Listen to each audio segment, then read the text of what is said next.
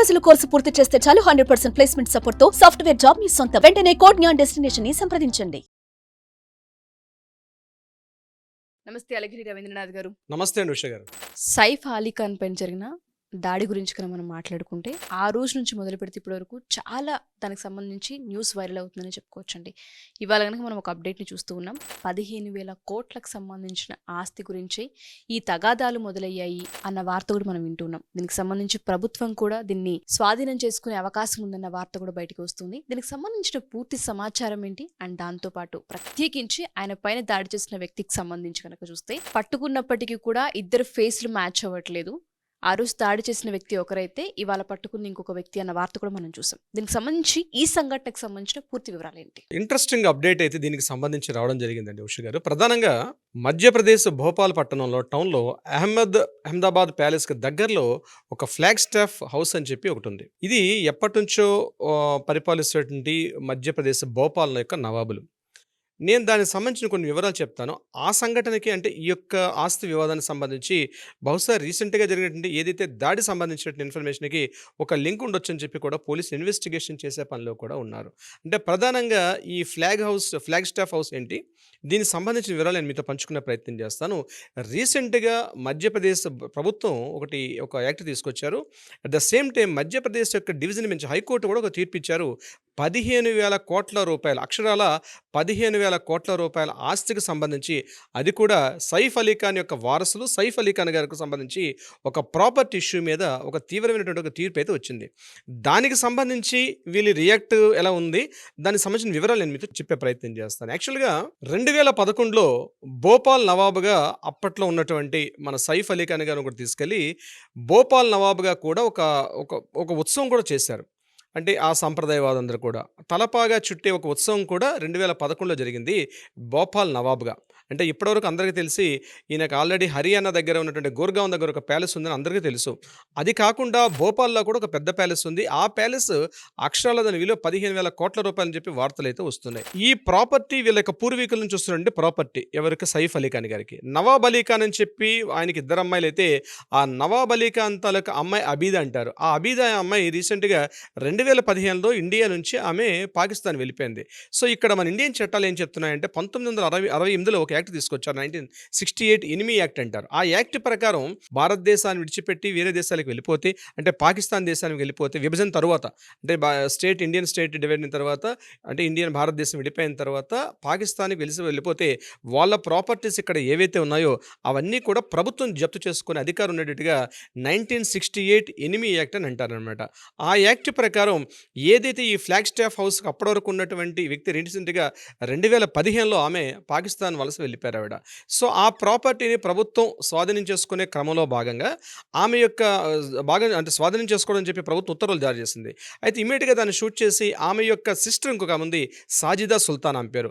ఆ సాజిదా సుల్తాన్కి వారసులుగా ప్రజెంట్ ఎవరున్నారంటే సైఫ్ అలీ ఖాన్, అదేవిధంగా భార్య అయినటువంటి కరీనా కపూర్, ముందున్నటువంటి ఇబ్రహీం అలీ ఖాన్, అదేవిధంగా సారా అలీ ఖాన్, వీళ్ళందరూ కూడా వారసులుగా వస్తారు దీనికి సంబంధించి ఈ ప్రాపర్టీకి. అయితే 1968 యాక్ట్ ప్రకారం, ఈ ఎనిమీ యాక్ట్ ప్రకారం ఈ ప్రాపర్టీని స్వాధీనం చేసుకునే క్రమంలో ఇమీడియట్గా వీళ్ళందరూ ఏం చేశారంటే, సాజిదా సుల్తాన్ ఆవిడ ఇండియాలో ఉన్నారు, ఈ ప్రాపర్టీకి నేను లీగల్ హైర్గా ఉన్నానని చెప్పి ఆవిడ మళ్ళీ కోర్టు గుమ్మానికి ఎక్కడం జరిగింది ఈ ప్రాపర్టీకి సంబంధించి. అయితే ఈ 2015 తర్వాత ఆవిడ సాజిదా సుల్తాన్కి వారసురాలుగా ఉన్నటువంటి ఎవరైతే వీళ్ళున్నారో దీనికి సంబంధించి ప్రభుత్వం 2 సార్లు కూడా హైకోర్టులో వాదనలు వినిపించేటప్పటికీ అప్పుడు జస్టిస్ వివేక్ అగర్వాల్ గారు ఒక తీర్పు కూడా చెప్పడం జరిగింది. రీసెంట్గా ఒక తీర్పు వచ్చింది దీనికి సంబంధించి. ఆ తీర్పు ప్రకారం ఈ ప్రాపర్టీ ఏదైతే ఉందో ఈ ప్రాపర్టీని మొత్తం కూడా ప్రభుత్వ ఉత్తర్వుల ప్రకారం జారీ చేసుకుంటుందని చెప్పినప్పుడు దీనికి ఎగ్నిస్ట్గా ఉన్నటువంటి ఈ సైఫ్ అలీ ఖాన్ వాళ్ళకి రెస్పాండ్ అవ్వమని చెప్పి ఒక నోటీస్ పంపించారు. ఇమీడియట్గా విత్ ఇన్ 30 డేస్లో రెస్పాండ్ కాకపోతే ఈ ప్రాపర్టీని జప్తు చేసుకుంటామని చెప్పి ఇప్పటికీ 2 సార్లు నోటీస్ అందుకున్నప్పుడు కూడా డివిజన్ బెంచ్ ముందు సైఫ్ అలీ ఖాన్ గారు ఇప్పటిదాకా సైఫ్ అలీ ఖాన్ కావచ్చు, లేకపోతే వారి యొక్క వారసులు ఎవరు కూడా, ఇప్పుడు నేను చెప్పినట్టు వీళ్ళ ఫ్యామిలీ మెంబర్స్ ఎవరు కూడా ఆ ప్రాపర్టీకి సంబంధించి వాళ్ళ యొక్క వాదనలు వినిపించలేదు. ఈరోజు మనం వీడియో చేస్తున్న దాకా అప్డేట్ అయితే లేదు. దీనికి సంబంధించి ఈ వివాదం ఎలా ఉందో చిట్టచివరిగా ఫైనల్ యాక్షన్లోకి, అంటే ఫైనల్ ఉత్తర్వుల ప్రకారం జడ్జిమెంట్ దీని ప్రకారం ఇమ్మీడియట్గా ఈ ప్రాపర్టీని ప్రభుత్వం తీసుకుంటుంది, జప్తులో తీసుకుంటుందని చెప్పి గవర్నమెంట్ అక్కడ మధ్యప్రదేశ్ భోపాల్ ప్రభుత్వం కూడా హెచ్చరికలు జారీ చేసింది. ఇదిలా ఉంటుండగా ఈ సంఘటన జరిగింది, దాడి జరిగింది. అయితే దీని మీద కరీనా కపూర్ గారికి, సైఫ్ అలీ ఖాన్ గారికి కూడా తీవ్రంగా విభేదన ఉన్నట్టుగా కూడా వార్తలు చక్కర్లు కొడుతున్నాయి. అంటే 15,000 కోట్ల రూపాయల ఆస్తి విషయం సంబంధించి వాళ్ళ ఫ్యామిలీ మెంబర్స్కి వీళ్ళకి మధ్య చాలా తగాదాలు అవుతున్నాయి. ఇది బయటకు రాలేదు ఈ విషయం ఇన్ఫర్మేషన్ సంబంధించి, బట్ జరుగుతుంది అన్న విషయం అయితే కంప్లీట్గా చక్కర్లు అయితే కొడుతున్నాయి మొత్తం, ముఖ్యంగా భోపాల్ సంబంధించి. ఎందుకంటే ఈయన భోపాల్కి నవాబ్గిరి కూడా అంటే 15,000 కోట్ల ఆస్తి వీళ్ళ పూర్వీకులు చూస్తున్న ఆస్తి. మన్సూర్ అలీ ఖాన్ పటౌడి తర్వాత 2011 చనిపోయారు. 2011 తర్వాత దానికి వారసులు వీలయ్యారు ఇప్పుడు ఆ ప్రాపర్టీకి. సో వారసుల ప్రకారంగా వచ్చిన ప్రాపర్టీని ప్రభుత్వం హ్యాండ్ ఓవర్ చేసుకోవడానికి 2 సార్లు ఇచ్చినప్పుడు కూడా వీళ్ళు ఎటువంటి అంతర్గత విషయాలు అన్నవి బయటకు రావట్లేదు. ఆ విషయాన్ని వాళ్ళు మాట్లాడితే కానీ తెలియదు, వాళ్ళు ప్రెస్ మీడియా ముందుకు వచ్చి మాట్లాడితే కానీ దీనికి సంబంధించిన ఇన్ఫర్మేషన్ తెలియదు. కానీ ఇప్పటికి 2 సార్లు కూడా ఎటువంటి కల్లా థర్డ్ టైం ఉత్తర్వులు వచ్చినప్పుడు కూడా రెస్పాండ్ అవ్వకపోవడం అనేది కొంత అనుమానాన్ని దారితీస్తుంది. ఇంకా బహుశా నాకు తెలిసి ఇది ప్రభుత్వం జప్తు చేసుకునే అవకాశం కూడా ఉంది. దీనికి సంబంధించి కరీనా కపూర్ ఫ్యామిలీకి అదేవిధంగా సైఫ్ అలీ ఖాన్ కుటుంబాలకి మధ్య తీవ్రమైనటువంటి వాగ్వివాదాలు జరుగుతున్నాయి గడిచిన కొంతకాలంగా అన్నటువంటి ఊహాగానాలు, వార్తలు అయితే మాత్రం విశృంఖలంగా స్టార్ట్ అయినాయి. బహుశా మనకి రీసెంట్గా జరిగిన అప్డేట్ ప్రకారం మనం చూస్తున్నాం దీనికి సంబంధించి. అయితే ఇదే సందర్భంలో ఇటువంటి సంఘటన ఏదైతే జరిగి అంటే దీని మధ్య విభేదాలు తారాస్థాయికి వెళ్ళి దీనికి సంబంధించి రీసెంట్గా వాళ్ళు స్విట్జర్లాండ్ కూడా వెళ్ళారు. స్విట్జర్లాండ్లో ఒక 1 వీక్ 10 డేస్ ఉండొచ్చారు. అప్పటి నుంచి కరీనా కపూర్కి అట్ ద సేమ్ టైం అంటే కపూర్ ఫ్యామిలీకి నేను చెప్పేది పర్టికులర్ కరీనా కపూర్ అంటే కపూర్ ఫ్యామిలీకి చాలా పెద్ద ఫ్యామిలీ. కపూర్ ఫ్యామిలీ అంటే పృథ్వీరాజ్ కపూర్ దగ్గర నుంచి కూడా చాలా పెద్ద ఫ్యామిలీ. రాజ్ కపూర్, పృథ్వీరాజ్ కపూర్ దగ్గర చాలా పెద్ద ఫ్యామిలీ. అసలు కపూర్ ఫ్యామిలీ నుంచి ఖాన్ ఫ్యామిలీకి వెళ్ళినప్పటికే చాలా ప్రమాదాలు. ముఖ్యంగా షర్మిలా ఠాగూర్ గారి టైంలో కూడా ఈ మన వీళ్ళ ఫాదర్ సైఫ్ అలీ ఖాన్ వాళ్ళ ఫాదర్ని మ్యారేజ్ చేసుకున్నప్పుడు ఎవరు ఈ అలీ ఖాన్ పటౌడీని చేసుకునేటప్పుడు కూడా చాలా వివాదాలు తారాస్థాయికి వచ్చాయి. అంటే అప్పటి నుంచి కూడా వీళ్ళ కుటుంబం ఎప్పుడు కూడా వివాదాలే. అంటే వీరు హిందూస్ మ్యారేజ్ చేసుకోవడం, తర్వాత కపూర్స్ యాక్చువల్లీ హిందూస్ అనమాట. సో చేసుకున్న తర్వాత వాళ్ళు మళ్ళీ ముస్లిమ్స్లో కన్వర్ట్ అవ్వడం, ఈ యొక్క విభేదాల్లో చాలా ఉన్నాయి.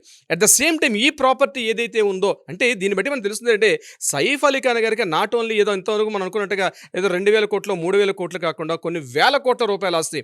ఒక్క ఇదే 15,000 కోట్ల ఆస్తి అయితే అక్కడ మన హర్యానాలో ఉన్నటువంటి ఆ ప్యాలెస్ కూడా అది కొన్ని వేల కోట్ల రూపాయల ఆస్తి. ఇన్ని ప్రాపర్టీస్ ఇష్యూస్ మీద చాలా దారుణంగా జరుగుతున్నాయి. దీని మీద సరైన వారసులు ఎవరు? మరొకటి ఏంటంటే as per the Muslim community rule ప్రకారం అంటే వాళ్ళకున్న పటౌడీ రూల్ ప్రకారం ఓన్లీ అమ్మాయిలకు ఆస్తి యొక్క రాదు. ఎవరైతే అబ్బాయి ఉంటారో అబ్బాయికి మాత్రం వస్తుంది. ఇప్పుడు ఈ రకంగా మనం మాట్లాడుకుంటే సైఫ్ అలీ ఖాన్ తర్వాత ఇమీడియట్గా అక్కడ వారసులు ఎవరంటే ఇబ్రహీం అలీ ఖానే వారసులు వస్తారు. ఆ అమ్మాయి సారా అలీ ఖాన్ కానీ వీళ్ళెవరు కూడా వారసులు రారు. మనకి విషయం తెలుసు. సారా అలీ ఖాన్ గారు కూడా చాలా సందర్భాల్లో ఆవిడ ఒబేసిటీ సమస్యను చాలా ఫేస్ చేశారు. సినిమా ఇండస్ట్రీ రాకపోతే చాలా రకరకాలుగా మరలా ఆవిడ సినిమా ఇండస్ట్రీకి రావడం జరిగింది. అంటే విభేదాలు తారాస్థాయిగా ఉన్నాయి. ఈ వేల కోట్ల రూపాయల ఆస్తికి సంబంధించి విభేదాలు చాలా తారాస్థాయిగా ఉన్నాయి. అటువంటి సమయంలో ఈ సంఘటన జరిగింది. ఇది కంప్లీట్గా పెద్ద వైరల్ అయింది. ప్రతి ఒక్కరు మాట్లాడుకుంటున్నారు. ఇటువంటి సందర్భంలో ముంబై పోలీసుల మీద తీవ్ర ఒత్తిడి గురైంది. దట్ ఇంకోటి ఏంటంటే దీనికి ఈ ఎంక్వైరీకి సంబంధించి పోలీస్ ఇంటరాగేషన్ సంబంధించి దయానాయక్ గారు రీసెంట్గా రాను. దయానాయక్ అంటే it's one of the familiar person in ఇండియాలో. అంటే ముఖ్యంగా ఇన్వెస్టిగేషన్ చేయాలన్నా ఎంక్వైరీ చేయాలంటే దయానాయక్ గారు అంటేనే చాలా ఫేమస్ పర్సన్. అతని ఆధ్వర్యంలో ఈ యొక్క ఇష్యూస్ జరగడం దీనికి సంబంధించి ఎంక్వైరీ జరిగిన తర్వాత దయానాయక్ గారు సుమారుగా 70 బృందాలు ఏర్పాటు చేసి మొత్తం ఎంటైర్ ముంబై మహానగరాన్ని థానే డిస్ట్రిక్ట్ని జల్లెడ పట్టిన తర్వాత ముగ్గురిని పట్టుకున్నారు. ఆ ముగ్గురిని పట్టుకున్నప్పుడు కూడా మొదటి వ్యక్తిని పట్టుకుంటే ఆ మొదటి వ్యక్తి కాదు, ఆయన ఒక 5 గంటల పాటు విచారించారు, ఇతను కాదని చెప్పి మళ్ళీ పంపించారు. సెకండ్ పర్సన్ ఎక్కడో మార్కెట్ యార్డ్ వర్లీ దగ్గర మార్కెట్ యార్డ్లో ఒక ఇయర్ ఫోన్స్ ఒక ఆయన పర్చేజ్ చేస్తుంటే అతన్ని వెళ్ళి పట్టుకొని అతన్ని ఇంటరాగేట్ చేస్తారు. తర్వాత అతను కూడా కాదన్నారు. చివరిగా మూడోసారి మహమ్మద్ ఇష్రఫ్ అహ్మద్ అని చెప్పి ఇతన్ని పట్టుకున్నారు. ఇతని తీరా పట్టుకొని ఇతను కాస్త ఇంటరాగేట్ చేసినప్పుడు చివరిగా పోలీసులు చెప్పండి ఇతనే ప్రధాన నిందితుడు అని చెప్పి అతని మీద కన్ఫర్మేషన్ చేసేశారు. కన్ఫర్మేషన్ చేసిన తర్వాత నుంచి ప్రాబ్లం స్టార్ట్ అయింది ఏంటంటే ఏదైతే పోలీసులు ముందు మనకి ఇష్యూ జరిగిన తర్వాత అక్కడ ఉన్నటువంటి ఫుటేజెస్ రిలీజ్ చేశారో ఆ రిలీజ్లో ఆ ఇమేజెస్ ఉన్నటువంటి ఆ యొక్క పిక్చర్కి అంటే ఆ ఇమేజ్కి ఇప్పుడు ఎవరైతే నిందితుడిగా చెప్తుంటే మహమ్మద్ ఇష్రఫ్ అహ్మద్ అని చెప్తున్నారో ఇతనికి మధ్య మీరు చెప్తే నమ్మరు ఉష గారు అసలు ఎక్కడ పోలికలు కూడా కనిపించట్లా. అది కామన్ మేము చిన్నపిల్లడికి అడిగినా చెప్తారు. ఆ ఇద్దరిని ఒక దగ్గర పెట్టి చూపించినా సరే ఆయన ఏజ్ చూస్తే ఎక్కడ ఉన్నాడు, ఈయనట్లా ఉన్నాడు. పోనీ రోజులు కూడా అయిపోలేదు. సంఘటన జరిగింది జస్ట్ విత్ ఇన్ 3 days తర్వాత పట్టుకున్నారు. 3 daysలో అంత మారిపోతాడా మనిషి? అంటే అన్ని రకాలుగా మారిపోతాడా? ఏజ్ ఏమో ఆ ఏజ్ని చూస్తే ఒక 25-26లా కనిపిస్తున్నాడు. ఇక్కడ పట్టుకొని ఎవరైతే పట్టుకున్నాడో ఆయన చూపిస్తుంటే ఆయన ఏజ్ డిఫరెన్స్ వస్తుంది. తర్వాత ఆయన చెప్పినటువంటి ఏదైతే క్రైమ్ సీన్ యాక్షన్కి వెళ్ళి చూసేసరికల్లా ఆయన అక్కడ కొన్ని అనుమానాస్పదంగా చెప్తున్నాడు. లేదు ఇక్కడ టచ్ చేశాను అంటాడు, అక్కడ టచ్ చేశాను చెప్తున్నాడు. సో ఇది కూడా కొంత కాంట్రవర్షియల్ అవుతుంది. అంటే ముంబై పోలీసుల ఒత్తిడి మేరకు బహుశా ఎవరినో అనామకుని తీసుకొచ్చి పెట్టారా? ఇది పోలీస్ ఇంటరాగేషన్లో రేపు కోర్టు యొక్క ఫైల్స్ కన్ఫర్మేషన్ వస్తుంది. బట్ ఈలోగా చేయాల్సినటువంటి డ్యామేజే జరిగిపోతుంది. సైఫ్ అలీ ఖాన్ గారు నేను రీసెంట్గా హాస్పిటల్ డిశ్చార్జ్ అయ్యి నేను హాస్పిటల్ నుంచి ఇంటికి వచ్చారు. ఆయన ఈరోజు మీడియా ముందుకి ప్రెస్ ముందుకు వచ్చి ఈ యొక్క వివాదాలకి తెరమరుగేటట్టుగా ఆయన ఏదైనా వ్యాఖ్యలు చేసిన స్టేట్మెంట్ ఇస్తే తప్ప, ఈవెన్ దో కరీనా కపూర్ గారు కూడా ఏదో ఒక ర్యాండమ్గా ఒక స్టేట్మెంట్ ఇచ్చారు, మా ప్రైవసీ కావాలి, మమ్మల్ని కాస్త దూరంగా పెట్టండి అంటున్నారు తప్పించి ఇన్ని రకాల వివాదాలు వస్తున్నటువంటి ప్రతి విషయం ప్రతి పాయింట్లో కూడా సైఫ్ అలీ ఖాన్ గారి విషయం మీద రకరకాల వివాదాలు వస్తున్నాయి. అంటే సోషల్ మీడియాకి మరేం పని లేదా? అవును, exactly, that the celebrities, public figures కాబట్టి ఖచ్చితంగా మాట్లాడుకుంటారు. ఈవెన్ కామన్ మెన్ అయినా మాట్లాడుకుంటారు, సెలబ్రిటీ అయినా మాట్లాడుకుంటారు. వన్స్ అది ఇష్యూ అయ్యి పబ్లిక్లోకి వచ్చి ఎఫ్ఐఆర్ నమోదైన తర్వాత ప్రతి ఒక్కరు మాట్లాడుకుంటారు. కానీ ఈరోజు పోలీసులు ఏదైతే చూపిస్తున్నటువంటి ఇమేజ్ ఎక్కడా పోలిక అవ్వట్లేదు. ఇది ఎక్కడికి దారితీస్తుంది, దీనికి పులి స్టాప్ పెడతారా, ఇంకా కామాలు పెట్టుకుంటూ వెళ్ళాలన్నది నెక్స్ట్ వాళ్ళు ఇచ్చినటువంటి స్టేట్మెంట్స్ మీద ఆధారపడి ఉంటుంది ఉష గారు. సో మీరు అన్నట్టుగానే ఈ 15,000 కోట్ల ఆస్తికి సంబంధించి మొదలైన వివాదంలో ఈ ఇన్సిడెంట్ జరిగిందా, లేదు అంటే ఈ ఇన్సిడెంట్ ఎలా క్రియేట్ అయింది, అసలు ఏ విధంగా ఒక మనిషికి 6 కత్తిపోట్లు అయ్యేంతలాగా రావాల్సి వచ్చిందన్న విషయం పైన వాళ్ళకు ఒక స్టేట్మెంట్ ఇస్తే తప్ప దీనికి సంబంధించిన పూర్తి వివరాలు బయటికి రావు. సో వేచి చూద్దాం. 6 కత్తిపోట్లు అని చెప్పినప్పుడు వెన్నుముకకి తగిలినటువంటి దెబ్బ గాయం కారణంగా ఆయన రెస్ట్ తీసుకుంటూ ఉంటే, నేను ఆయన డిశ్చార్జ్ అయ్యి బయటకు వస్తున్నప్పుడు ఏదైతే సైఫ్ అలీ ఖాన్ గారికి ఇమేజ్ చూస్తుంటే అట్లా ఏం కనిపించట్లేదు. నేను బహిరంగంగా చెప్తున్నాను, ఆయన అట్లా ఏం కనిపించట్లేదు. మమ్మల్ని ర్యాండమ్గా జస్ట్ చేతికి ఒక బ్లాక్ కలర్ ఒక గ్లోవ్స్ అనేది పెట్టుకొని జస్ట్ ఒక ఇయర్ నెక్ అంటే ఇయర్ బ్యాక్ సైడ్ వచ్చిన ఒక చిన్న స్ట్రిప్ ఉంది. జస్ట్ ఆయన నడుచుకుంటూ యాస్టేజ్గా వస్తున్నారు. జస్ట్ క్యాజువల్గా వచ్చి అందరినీ విష్ చేసుకుంటూ హాయ్ అని ఏదైతే వైన్స్ ఎక్కడైతే పెట్టారో దానికి సంబంధించిన హ్యాపీగా ఆ చేతుడు మూమెంట్ చేసుకుంటూ అందరినీ హాయ్ బాయ్ చెప్పుకుంటూ వస్తున్నట్టు దృశ్యం చూస్తుంటే పోలీసులు చేస్తున్న హడావిడికి అక్కడ సైఫ్ అలీ ఖాన్ గారి దగ్గర వీడియో ఇమేజ్ కనిపిస్తుంది. దీనికి అట్ ద సేమ్ టైం అక్కడ ఏదైతే వాళ్ళు రిలీజ్ చేశారో ఆ ఇమేజెస్కి అసలు అంతా కూడా అంత కన్ఫ్యూజ్గా ఉంది. ఇష్యూస్ ఏం జరుగుతున్నాయి అన్న విషయం మీద ఉష గారు. ఎగ్జాక్ట్లీ. సో దీనికి సంబంధించి క్లారిటీ అనేది రావాల్సిన అవసరం ఉంది. చూద్దాం సార్.